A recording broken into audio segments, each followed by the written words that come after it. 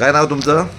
Doctor Sachin Balerao, माजी उपसरपंच कळंब. कळमगावचे का? हो. सध्या काय राजकीय रणधुमाळी काय म्हणते? रणधुमाळी आता जिल्हा परिषद पंचायत समितीच्या निवडणुका लागल्यात.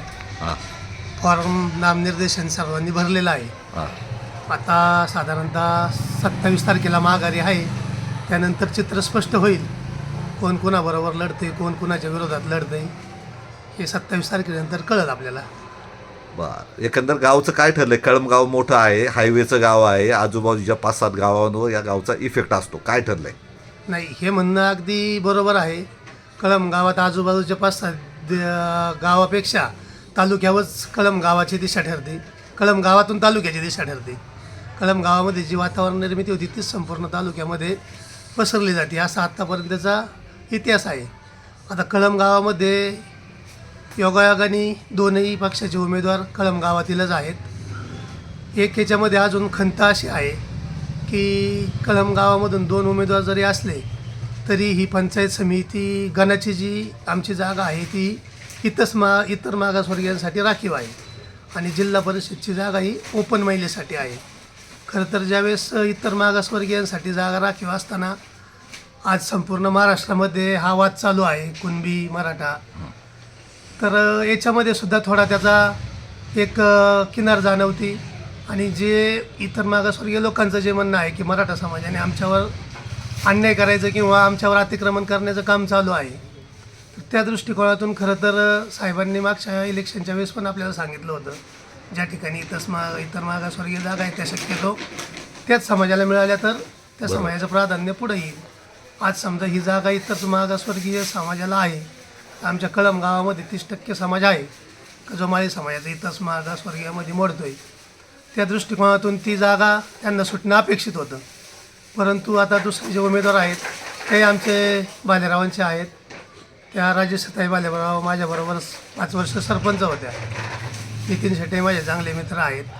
परंतु गावातूनच ज्यावेळेस 2 उमेदवार येतात त्यावेळेस सर्वसामान्य लोकांपुढं एक प्रश्न पडतो, आता कोणाबरोबर जावं किंवा काय करावं. याला आता काही पर्याय नाही आहे. परंतु ज्यावेळेस गावचा विकास इथून मागं आपण पाहिलं, आज समजा जरी आम्ही बरोबर काम केलेलं असेल, मित्र असेल, परंतु संपूर्ण गावामध्ये राष्ट्रवादी काँग्रेस पक्ष आणि नामदार साहेब सोडून एकही रुपयाचा निधी कधीही कुठल्याही विरोधी पक्षाच्या माध्यमातून आलेला नाही.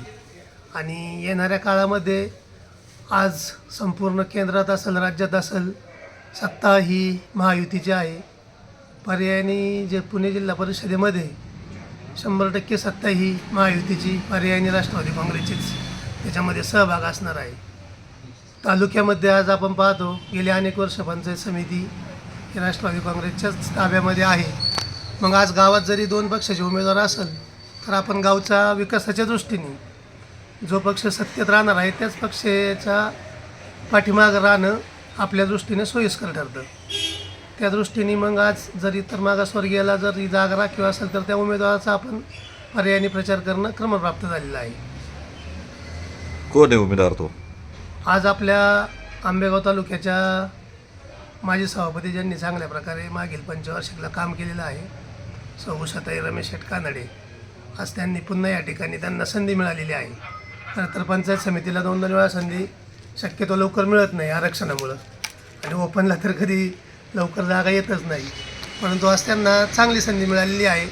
आणि त्यांच्याविषयी जर सांगायचं झालं तर 2013 साली मी ग्रामपंचायत सदस्य होतो आणि त्याही माझ्याबरोबर ग्रामपंचायत सदस्य होत्या. 2013 ते 2018 त्यांनी ग्रामपंचायत सदस्य म्हणून काम करत असताना गावातील प्रत्येक घटकाला न्याय कसा मिळेल, आपल्या वार्डमध्ये जास्तीत जास्त काम कसं करता येईल असा प्रयत्न केलेला मी स्वतः पाहिलेला आहे. नंतरच्या काळामध्ये त्यांना संधी मिळाली. आमच्या कळंब ग्रामपंचायतला चांगला वारसा आहे.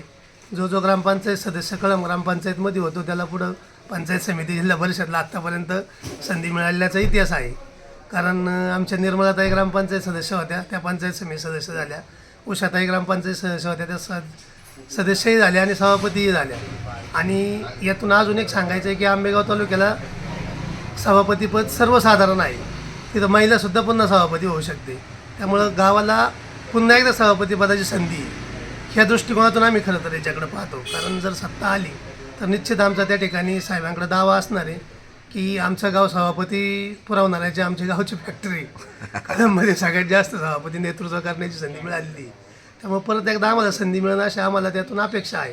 त्यामुळे जास्तीत जास्त गावाला फायदा होईल या दृष्टिकोनातून आम्ही त्या दृष्टिकोनातून तिकडं पाहतोय. उषाताईंनी नंतरच्या काळात 5 वर्ष सभापती असताना मी ग्रामपंचायतीमध्ये उपसरपंच होतो. त्या 5 वर्षामध्ये त्यांनी ग्रामपंचायतीसाठी आम्हाला काही कधी पंचायत समितीला जायला लागलं नाही.